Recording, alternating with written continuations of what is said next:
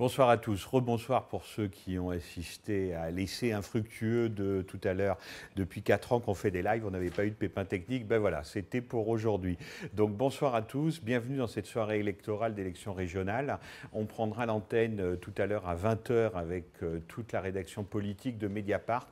Et puis un certain nombre de chercheurs nous reproduiront le dispositif que nous avions mis au point pour les élections municipales, puis pour les élections départementales. Ça sera de 20 h à 22 h.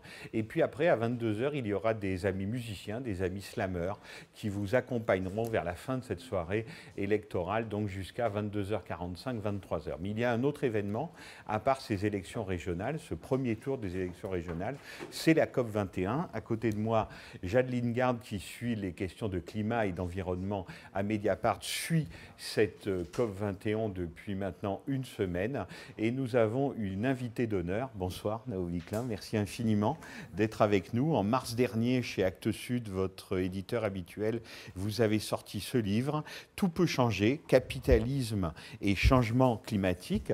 Vous êtes évidemment à Paris à l'occasion de cette COP 21 et même si vous ne suivez pas les débats comme Jade le fait pour Mediapart et d'autres journalistes, vous savez évidemment ce qui s'y passe. Donc la première question qu'on a envie de vous demander, c'est que malgré tout ce à quoi on pouvait s'attendre, disons, de factice, de trop tardif sur cette COP 21, est-ce que malgré tout, à l'avancement des débats et des négociations où nous en sommes aujourd'hui dimanche, vous voyez quand même dans cette COP 21 une certaine lueur d'espoir? You know, I think that the extent to which governments are coming to the table here in Paris with some kind of emission reduction targets that are better than what they came to the table with in Copenhagen is a reflection of the fact that globally the climate movement and the climate justice movement is getting stronger and is significantly stronger since Copenhagen. And this is something that's not just true, you know, in the United States, for instance, where you've seen the rise of movements taking on pipelines like Keystone XL. The anti-fracking movement, you know, is so strong that they got fracking banned in New York State, just as you've had fracking banned here in France. It's a very different kind of movement than the movement that we saw in Copenhagen in 2009, which was very professionalized NGOs, all about the back rooms. This is a movement that's very much in the street, and it's not just about the global north. I think the movement in China that has risen up in the face of suffocating air pollution is the reason why China is coming to Le Bourget with a commitment to cap emissions, which they didn't do or were refusing to do in Copenhagen. So we're in better shape than we were in 2009, but it's still not good enough. We're starting from so far behind that we've got a lot of catching up to do. So nous devons rattraper le retard et donc il faut essayer d'atteindre les objectifs. Bien sûr, 2 degrés, je pense que c'est un petit peu une cible qui ne sera pas une bonne. Il y en a certains qui disent 3 degrés, 4 degrés, et Anderson, qui est un spécialiste, nous dit que cette augmentation du réchauffement climatique n'est pas compatible avec la façon dont nous pouvons vivre. Donc j'espère que la prochaine fois, il y aura davantage de pression exercée sur nos politiciens. Comme Naomi vous l'expliquait, nous sommes dans un moment dual où à la fois ces négociations sont en tant que telles incapables, pour plein de raisons, de déboucher sur un outil d'action réellement efficace contre le dérèglement climatique. Et en même temps, il se passe énormément de choses du côté de la finance, du côté des fiscalités, de l'industrie. Et c'est la raison pour laquelle j'aimerais vous demander, votre livre en anglais s'appelait This Changes Everything. Cela change tout, ce qui est un petit peu différent de la traduction française. Et ce que j'aimerais vous demander, c'est pourriez-vous nous donner 1 ou 2 exemples de choses qui ont déjà changé et qui soient significatives par rapport à notre discussion sur le climat? Donc la question est de savoir comment le Qu'est-ce qui a déjà changé, que ce soit dans l'économie, dans l'industrie, dans la manière peut-être de faire de la politique, du fait du climat, alors que ce soit à cause du changement climatique ou en réponse au changement climatique, puisque ça marche, c'est dynamique finalement. Oui, c'est un processus dynamique. Alors pourquoi j'ai choisi ce titre? Parce que ce titre a un double sens. Alors tout va changer d'une façon ou d'une autre. 3 à 4 degrés, s'il y a une augmentation de ce type, cela veut dire que notre monde physique va changer, mais il n'est pas trop tard pour empêcher tout cela. Mais nos systèmes politiques actuels sont incapables de faire cela. Donc si on veut empêcher ces changements radicaux, il faut aussi changer radicalement nos systèmes politiques et économiques. On en veut pour preuve, au début de cette négociation, les États-Unis ont annoncé que l'accord ne serait pas contraignant. Pourquoi il ne serait pas contraignant? Bien sûr qu'il doit être contraignant, sinon cela n'est pas la peine. Il faut qu'il y ait des pénalités. Bien sûr, cet accord doit être contraignant parce que on sait aussi qu'Obama ne peut pas faire voter cela au Sénat parce que le Sénat est payé par les sociétés qui produisent des combustibles fossiles. Donc il faudra un changement politique, en fait. En Amérique du Nord, le système est corrompu et ce système doit être modifié complètement et l'influence des entreprises est intenable. Et en fait, cela ne nous permettra pas d'avoir un avenir sain parce qu'ils bloquent tout, ils nous mettent des bâtons dans les roues. Donc c'est un exemple. Et puis il faut penser aussi à la logique d'austérité. La logique d'austérité n'est pas en phase avec l'action sur le climat. Il y a des débats sur l'austérité. Les débats sur le changement climatique ont lieu dans deux mondes différents. Vous avez des débats sur la Grèce, sur l'Espagne d'un côté, et puis il y a des négociations avec les Allemands. Mais en fait, le changement climatique n'apparaît jamais. Mais tout cela est lié en Espagne, au Portugal, en Grèce, en Italie. Tous ces pays ont arrêté de soutenir l'énergie renouvelable. En fait, ils ont augmenté leur influence vis-à-vis des combustibles fossiles. On voit aussi qu'il y aura des forages qui seront faits. La Grèce va faire des forages dans leur mer magnifique et ils vont faire des forages de gaz et de pétrole. Et donc la logique d'austérité et le changement climatique est incompatible ou sont incompatibles, mais il faut que cela change. Il y a le livre This Changes Everything, mais ce qui est très particulier avec votre travail et ce qui lui donne, je pense, à résonance sociale aujourd'hui, c'est que vous ne vous êtes pas arrêté au livre. À partir du livre, un site Internet a été créé et finalement une sorte de mouvement a été créé.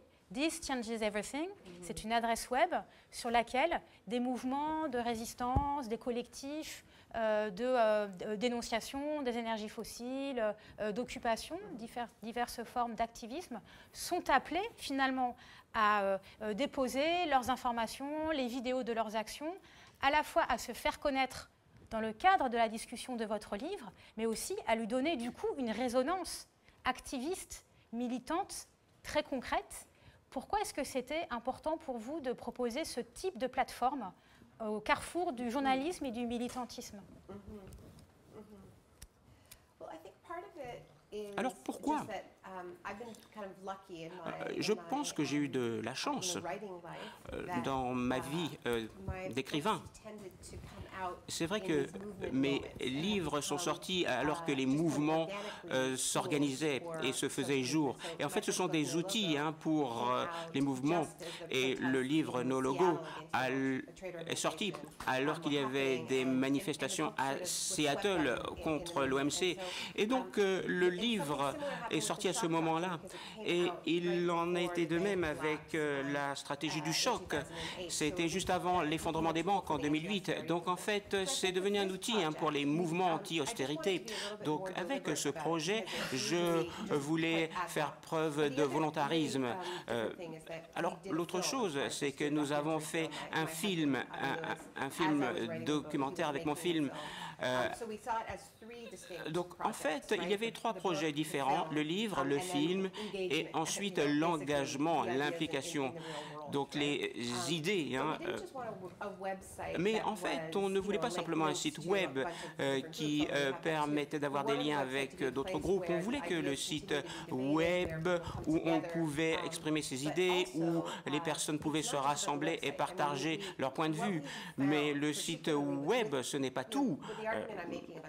Alors, moi, je parle du lien entre le changement climatique et l'austérité, les droits des réfugiés, les droits des femmes. Et donc, tout cela change. Tout cela change. Donc, il faut prendre cette crise très au sérieux. On a un problème en Amérique du Nord, peut-être moins en France, mais les mouvements sociaux sont devenus très cloisonnés. Ce sont des silos, en fait, des cloisons, en quelque sorte. En fait, il y a des personnes qui travaillent dans différents domaines. Les mouvements sociaux ont de l'influence, mais en fait, il n'y a pas suffisamment de dialogue et de coopération entre ces mouvements. Et depuis la sortie du livre, moi, j'appelle cela une vitalité politique, en quelque sorte. Il y a un espace neutre pour que tous les mouvements parlent ensemble. Alors, je dis neutre, mais moi, je ne suis pas neutre. Vous savez, on dit que parfois, je suis très polarisante.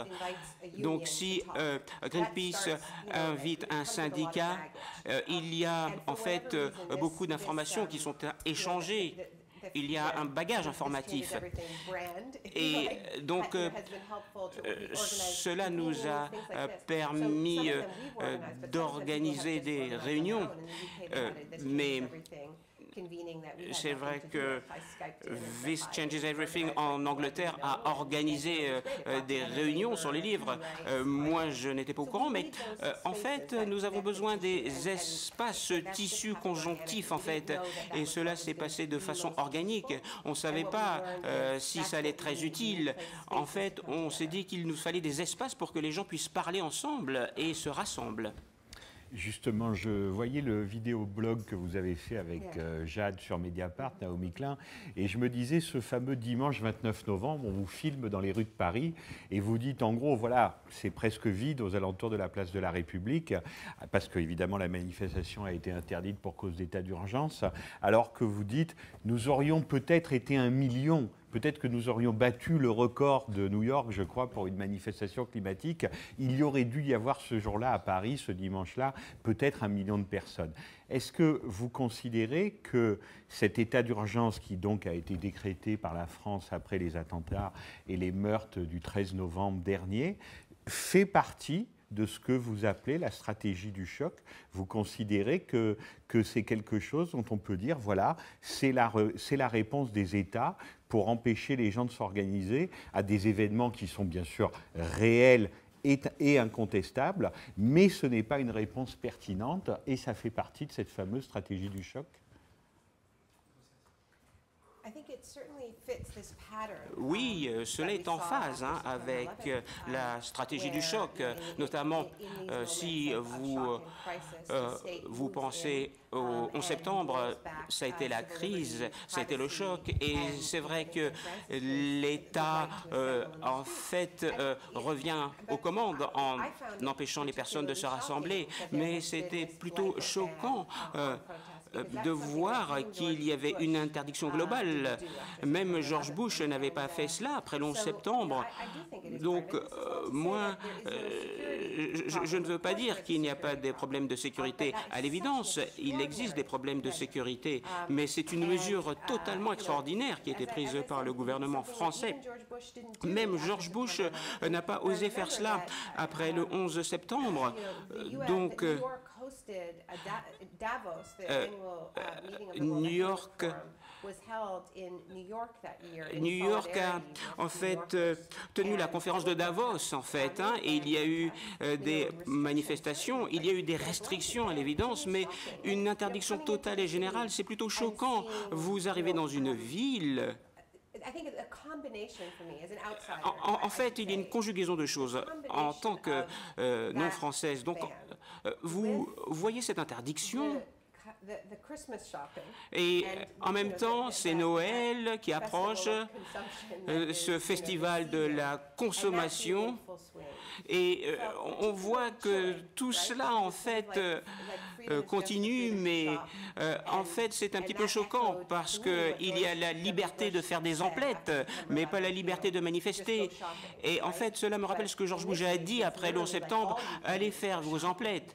Mais ici, suite à l'interdiction de manifestation, la seule chose que les choses pouvaient faire, c'était d'aller faire des emplettes. Mais j'ai été très heureuse de voir que les gens sont descendus dans la rue et se sont rassemblés. Je pense qu'il faut du temps pour que les gens recouvrent leur courage, en fait. Il y a quelques jours... Chad. Pardon. On a la latence de la traduction qui Ça y fait est, qu'on tu a peux y aller. un tout petit décalage. Pardon. Il y a quelques jours, vous avez participé à un événement militant qui s'est tenu à Montreuil dans le cadre du village des alternatives et du sommet des peuples pour le climat, qui était le procès du pétrolier Exxon.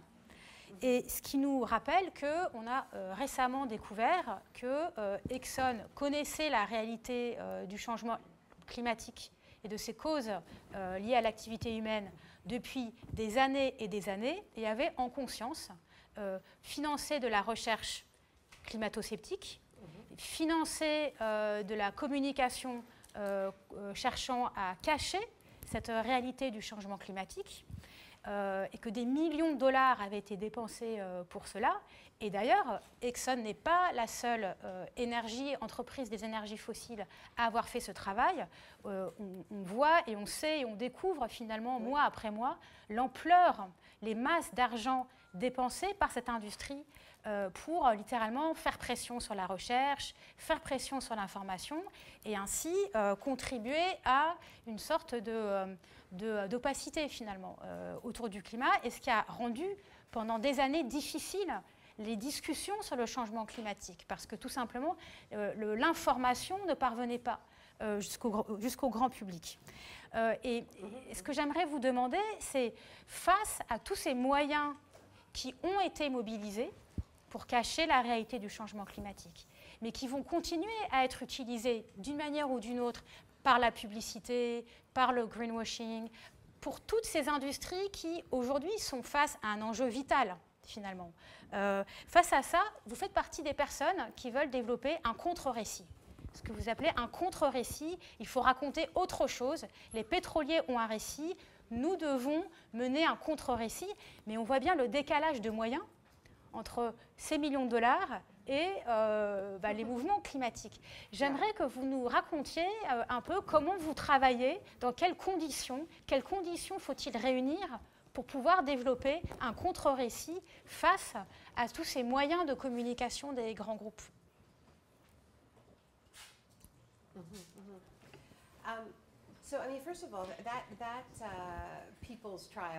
Tout d'abord, ce qui s'est passé avec Exxon, en fait, c'était lié vraiment très fortement à ce qui s'est passé au Bourget. On n'était pas au Bourget, on était dans un espace alternatif. Mais comme je l'ai dit précédemment, le plus grand problème que nous avons avec ces négociations, c'est que les États-Unis viennent en disant que cet accord ne peut pas être contraignant. Et tout cela, ça a trait justement à ces sociétés qui vendent du combustible fossile ou qui travaillent avec le combustible fossile. Et il y a des instituts, des think tanks qui sont actifs, mais Exxon finance encore des politiciens qui sont contre et qui essaient de bloquer toute tentative. Donc, on ne fait pas simplement une autopsie, on ne regarde pas quelque chose qui s'est passé uniquement dans le passé, mais on continue à sentir l'influence de cette industrie des combustibles fossiles. Exxon réalise davantage de bénéfices, 42 milliards de dollars en un seul an. Ce niveau de bénéfice a été réalisé 2 fois dans la décennie précédente et on a besoin de cet argent justement pour payer la transition. Et cette industrie des combustibles fossiles est très riche. On sait très bien qu'ils connaissaient les conséquences du changement climatique. Ils ont mis des obstacles. Et là, on a un gouvernement qui nous dit on ne peut rien faire parce qu'on n'a pas d'argent. Comment on va payer pour faire cette transition énergétique alors et que le gouvernement français a dû avoir des sponsors pour organiser la COP 21. Donc nous avons besoin de cet argent. Et ce processus-là, avec ces sociétés de combustibles fossiles, c'est vraiment, il faut un mouvement de désinvestissement dans les combustibles fossiles. Ce n'est pas simplement une question d'argent, ce n'est pas simplement une question de trouver une fondation ou une école disant qu'ils vendent leurs actions concernant les combustibles fossiles. Mais il faut toujours expliquer pourquoi il faut ce désinvestissement.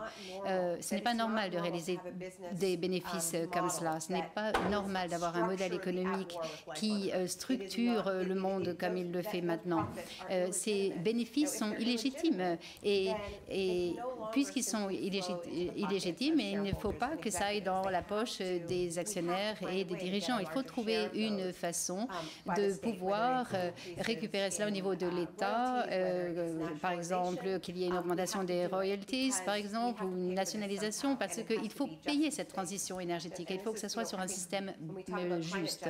Et quand on parle de justice climatique, eh bien, on parle de qui est le bénéficiaire et qui va payer également. Et ma question, c'est aussi... alors, vous répondez sur le récit, le contre-récit avec l'exemple du désinvestissement. Et ma question, c'est aussi, de manière très pragmatique, comment faire pour se faire entendre, pour réussir à se faire entendre avec un récit alternatif face à de tels moyens déployés par notamment cette industrie fossile.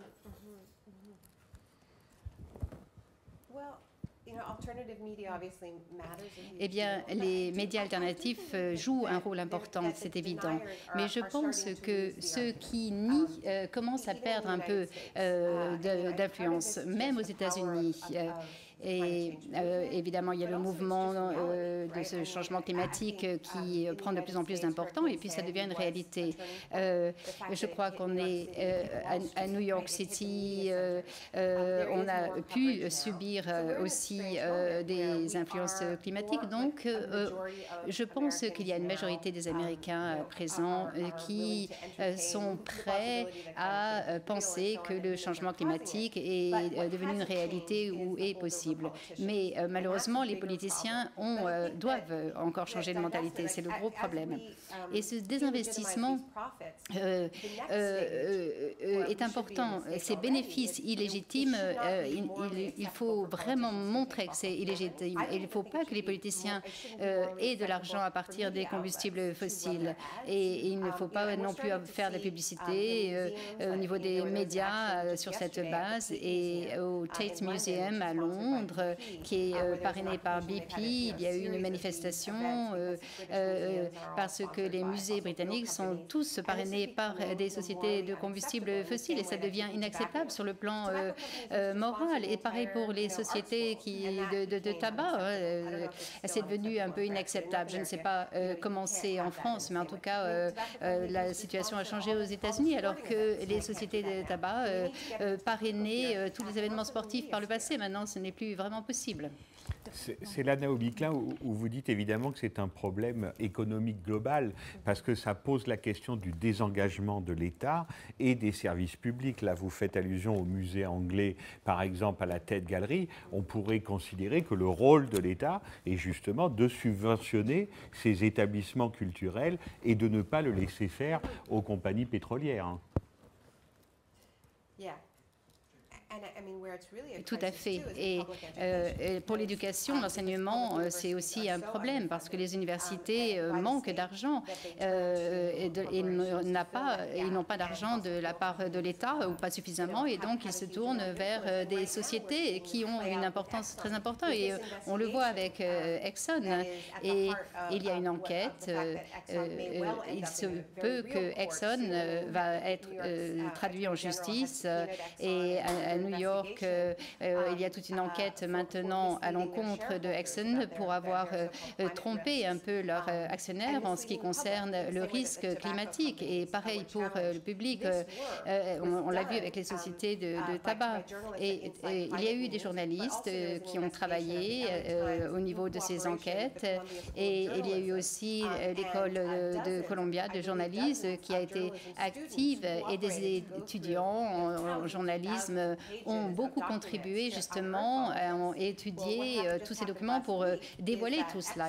Et la semaine dernière, Exxon a écrit une lettre au président de Columbia en menaçant de ne plus donner de donations, parce que chaque université reçoit des subventions qui viennent directement des combustibles fossiles. Et voilà ce genre de choses qui se passent. On n'en entend jamais parler.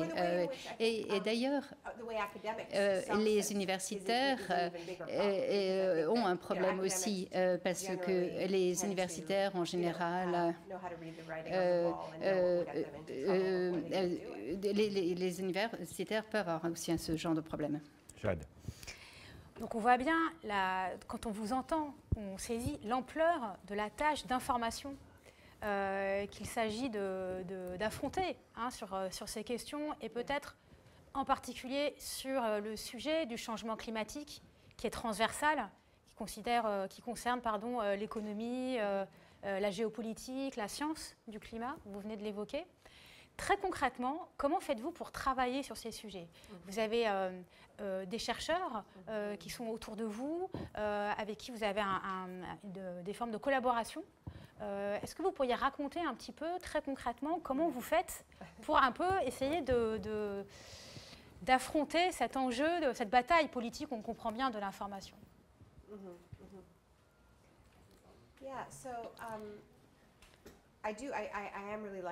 En fait, j'ai de la chance. J'ai de la chance de travailler avec des chercheurs qui sont vraiment très talentueux. Et Jessica travaille avec moi à plein temps. C'est un chercheur qui est vraiment merveilleux. Il est ici avec moi à Paris pour suivre les négociations. Et il est aussi actif sur le blog. Et il y a un espace de discussion sur ce site-là. Et pour lui, c'est vraiment super de pouvoir développer pas mal d'idées dans ses livres. Et il y a donc des chercheurs et des écrivains qui participent directement au blog. Et il y a plusieurs chercheurs, effectivement, avec qui nous coopérons. Et il faut toujours faire des contre-vérifications aussi. J'ai 3 avocats, 3 juristes. Il y a un processus juridique très précis que l'on suit, et on travaille de manière collaborative avec différentes parties prenantes, parce que les acteurs sont tellement énormes. Ça peut être des sciences sociales, ça peut être de la politique, ça peut être de la psychologie, de la sociologie. Et en fait, on a plusieurs secteurs, et on a chaque fois besoin d'expertise particulière pour ces secteurs. Et à ce moment-là, on s'en remet aux experts. Et on a eu beaucoup de chance. On a James Hansen et des gens de cette pointure, si vous voulez, des scientifiques vraiment très connus qui passent en revue ces ouvrages. Et c'est évident qu'il faut leur contribution, parce que ma philosophie en matière de recherche, et je suis vraiment obsédée par cela, c'est que si vous voulez changer la culture de manière radicale, il ne faut pas se perdre dans les détails. Il ne faut pas être radical au niveau des détails, mais il faut vraiment regarder la thèse. Et donc, pour ce qui est de la science en matière de climat, on n'a pas un discours alarmant. En fait, on choisit le côté le plus sûr possible, parce que je ne veux pas... voilà, on l'a fait pour la science en matière de climat, on l'a fait aussi pour la politique commerciale. Et moi, j'ai eu vraiment de la chance que tant d'universitaires ont passé beaucoup de temps avec nous et ont été très généreux de ce côté-là pour justement contribuer. Mais c'est tout un processus, bien sûr. C'est très intéressant ce que vous décrivez, parce qu'on voit à quel point, finalement, grâce à l'impact de votre travail, grâce à la notoriété que vous avez acquise au fil des ans par le succès et la résonance de vos livres, d'une certaine manière, vous êtes presque devenu un média en vous-même et que vos livres, vos articles, que ce soit dans Rolling Stone Magazine ou dans le Guardian, peuvent servir en tout cas un peu de porte-voix aujourd'hui à des idées radicales, comme vous dites, à des auteurs. Est-ce que c'est une forme de collaboration comme ça, de collectif autour de vous que vous avez pensé intentionnellement, ou est-ce que ça s'est finalement fait petit à petit au fil des ans et de vos publications? It's definitely been absolutely figuring it out as I go along. En fait, ça s'est fait un peu au fil de l'eau. Évidemment, on commet aussi des erreurs. En fait, ce que j'aime avec le film documentaire Tout peut changer, c'est que c'est une réflexion tout à fait précise. Selon laquelle mes idées ne sont pas mes idées. Mes idées émergent de cet espace collectif qui est rempli de gens vraiment brillants, des chercheurs, des professeurs. Ça a commencé par une conversation que j'ai eue avec un négociateur au niveau des négociations commerciales. C'est elle qui m'a donné l'idée d'un ouvrage. Donc c'est vraiment une communauté. Et vous citez beaucoup de personnes. Dans chaque chapitre du livre, je ne fais que des citations, pratiquement, et je remercie tout le temps les personnes qui ont contribué aux idées. Il y a des ouvrages aussi qui m'ont influencé. Mais tout cela, finalement, on parle tous d'une seule voix. On peut citer des personnes, mais je leur prête ma voix, si vous voulez. Et le film est complètement différent. Le film, ce n'est pas moi qui fais un petit discours et qui dit voilà, j'ai tout inventé et tout le monde écoute. Non, le film, c'est une symphonie. C'est une symphonie qui reflète bien le fait qu'il s'agit là d'idées d'un collectif et qui reflète mon processus d'apprentissage. Parce que j'ai eu ce privilège immense de pouvoir voyager et de rencontrer des communautés qui se battaient, qui se défendaient pour toutes ces idées et qu'il n'y avait pas de barrière entre les acteurs et les intellectuels de ce mouvement. Il y a tant de personnes brillantes qui sont prêtes à relever cette bataille. Et donc le film représente bien ce collectif. Il y a l'âme, le personnage qui est l'âme de ce film et qui est ici à Paris. Et ce film est un narratif très précis. Et moi, en fait, ma contribution, ça a été vraiment de mettre ça un peu en musique. Mais en fait, je me rends compte que ce film est vraiment superbe parce qu'il est honnête, parce qu'il montre bien d'où viennent ses idées. C'est une symphonie, comme je l'ai dit, et ce n'est pas un livre que j'ai écrit moi tout seul, donc c'est une symphonie. Et quand au Bourget, on le voit bien d'ailleurs. Vous décrivez, vous venez de dire à l'instant, la barrière s'estompe entre acteurs et intellectuels dans ces mouvements. À titre personnel, comment faites-vous pour tracer une ligne entre votre cerveau et vos activités de journaliste et votre cerveau et vos activités d'activiste? Parce que ce n'est pas si simple en même temps d'être à la fois dans la rigueur de l'information et à la fois dans la dénonciation.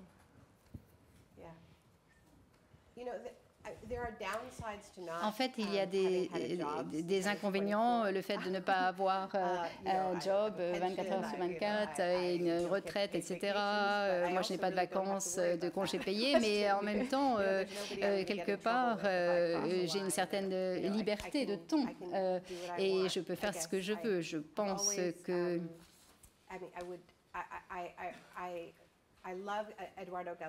J'aime Eduardo Galeano et ce qu'il a dit à l'ouverture d'événements d'Amérique latine, où il a dit que les patrouilles qu'il faut toujours faire attention entre la discipline et les jeux, et que lui franchit toujours cette frontière avec impunité. Moi, c'est un peu pareil. En fait, je m'appelle une militante journaliste, mais en fait, c'est séquentiel. C'est ça la vérité. C'est que quand j'écris, point, c'est tout. Et ça demande beaucoup de désengagement pour écrire un livre aussi gros. Ça m'a pris 5 ans et avec beaucoup de recherches. Et pendant ces 5 années, j'ai pratiquement dit non à des personnes qui me demandaient d'être militante. Et j'ai évidemment été très liée au mouvement du changement climatique. Mais bon, moi, ça a été 5 ans de travail énorme. Et je me suis cachée pratiquement dans le British Columbia, dans un endroit où j'ai pu travailler. Et ensuite, il y a eu cette campagne de militants. Et je ne fais pas les choses en même temps, si vous voulez. C'est séquentiel. Là, je ne fais pas beaucoup d'écriture en ce moment. Je suis plutôt activiste. On comprend bien, en effet, vous avez une liberté d'intervention du fait d'être une auteure autonome, quelque part. Mais si je pose la question, c'est aussi par rapport à la réception de ce que vous dites, et que on voit bien comment le fait que, précisément, vous soyez impliqué dans des mobilisations, que ce soit contre l'oléoduc Keystone XL aux États-Unis, mais dans bien d'autres batailles, cette implication personnelle militante que vous avez est utilisée par certains contradicteurs pour vous discréditer, finalement, en disant sur le mode « Pourquoi est-ce qu'on croirait ce qu'elle écrit quand on sait que son point de vue, finalement, est complètement biaisé et orienté dans une direction militante ?» Est-ce que vous pensez que ça, c'est une question qui n'est pas tellement intéressante et qu'il ne faut pas se laisser impressionner, ou au contraire qu'il y a quand même des éléments sérieux là-dedans, et pour augmenter l'impact de ce que vous dites, qu'il faut quand même chercher à y répondre? Et c'est pour ça que je suis très rigoureuse au niveau de la recherche, précisément pour cela. Je pense que cet ouvrage existe là depuis maintenant plus d'1 an, et personne ne nous a défiés sur un seul fait, parce que justement, il y a tant de recherches derrière tout cela. Les gens essaient toujours de vous discréditer. J'ai été arrêtée à propos des gaz à il y a eu aussi James Hansen a été aussi arrêté. Et donc, et je crois que les scientifiques en matière de climat qui ont rejoint ce mouvement ont toujours ce genre de problème. Il faut toujours prouver que vos recherches sont crédibles. C'est très important. Il faut être extrêmement rigoureux. Et il faut toujours être extrêmement discipliné. On n'est pas des robots, évidemment. Il n'y a pas une planète réservée aux journalistes et aux scientifiques, aux climatologues. Moi, je n'ai jamais été arrêtée pour des raisons politiques jusqu'à la manifestation de Keystone. Et il y a aussi autre chose qui facilite un peu ma vie, c'est que je travaille en étroite coopération avec 350 et c'est un groupe. Auparavant, je me disais, bon, je vais parler à ceux qui soulèvent des fonds, etc. Mais je n'avais jamais été aussi impliquée étroitement avec le conseil d'administration, etc. Et là, je suis membre de ce groupe. Et Bill est aussi un écrivain. Bill est un des fondateurs de 350. C'était un groupe qu'il a créé avec un groupe d'étudiants où il enseigne. Et je pense que Bill et moi, même si nous n'avons pas vraiment les mêmes vues politiques, les mêmes opinions, nous avons quelque chose en commun. Nous sommes tous les deux des auteurs, des écrivains, et on a conclu que les ouvrages ne changent pas le monde, ce sont les mouvements qui changent. Et Bill a écrit le premier livre pour le grand public sur le changement climatique il y a des années et des années.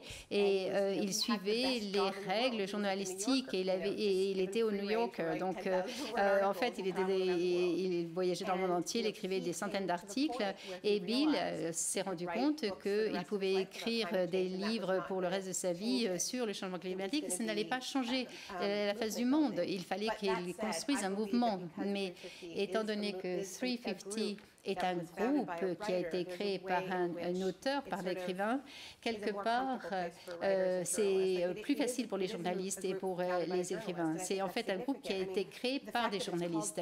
Et le fait que ça s'appelle 350,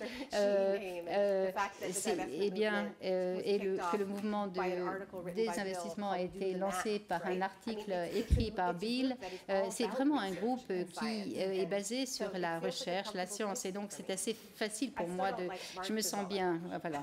Donc, je ne franchis pas et transgresse pas les frontières autant que ça. Jade. Ouais, peut-être que je peux juste préciser 350. Pourquoi ça s'appelle 350? C'est une référence à 350 ppm, parties par million de CO2 dans l'atmosphère, qui était historiquement donné par des climatologues comme étant le seuil de concentration de CO2 à ne pas dépasser dans l'atmosphère, pour ne pas enclencher le dérèglement climatique. À l'époque où 350 a été fondé par Bill McKibben notamment, c'était un objectif à éviter. Aujourd'hui, il faut le dire, hein, on l'a dépassé, ce seuil-là.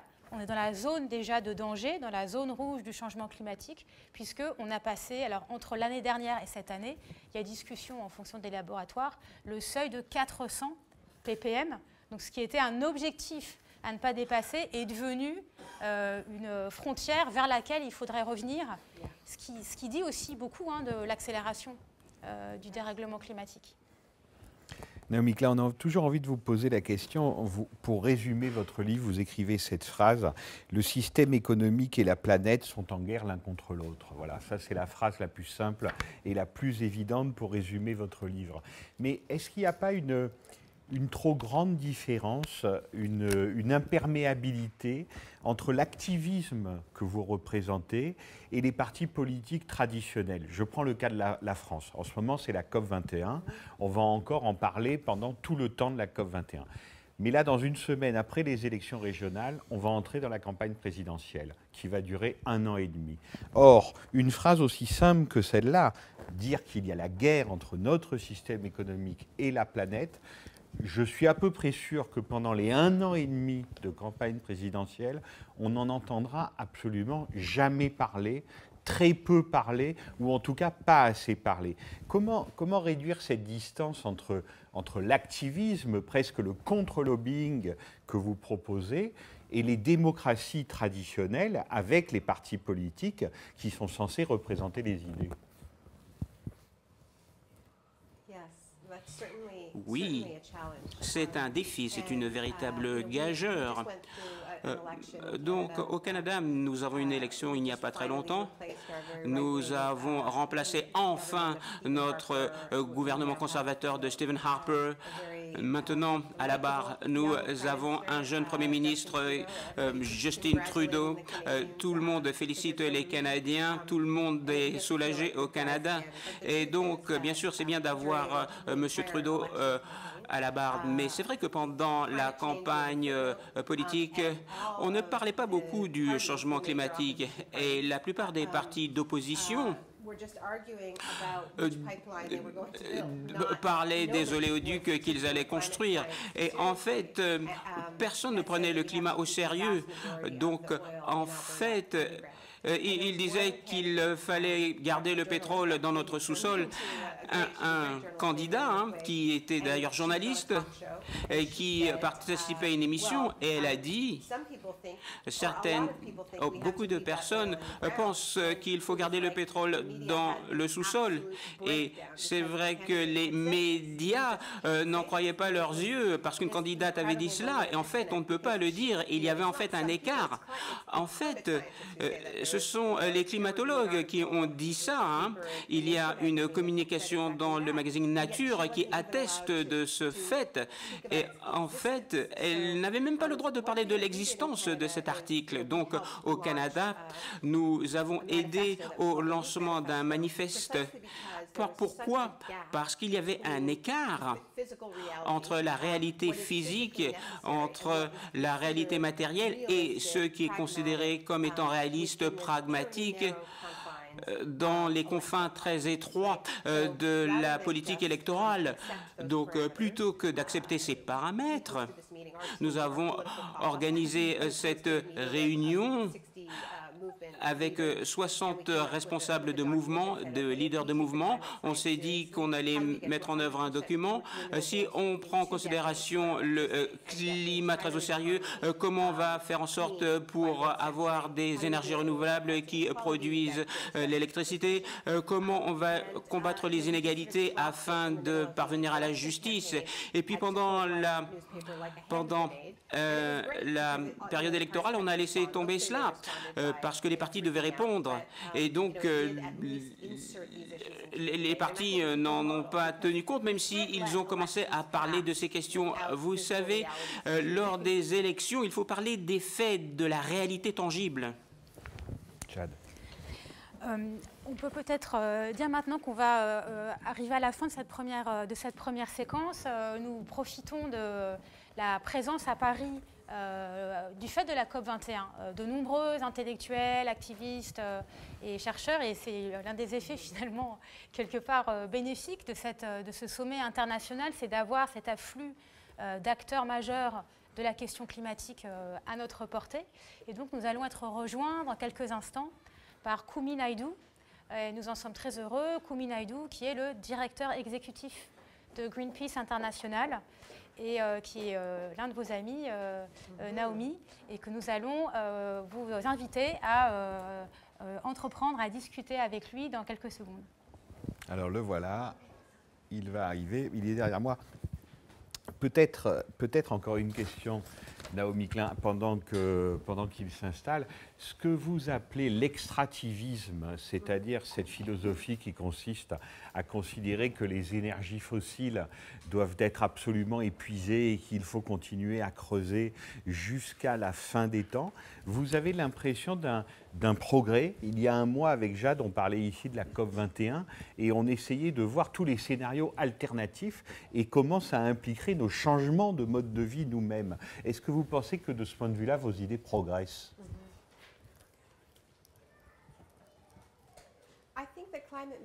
Je pense que le mouvement climatique fait des progrès. Il y a des facteurs et des événements qui ont changé la donne depuis Copenhague.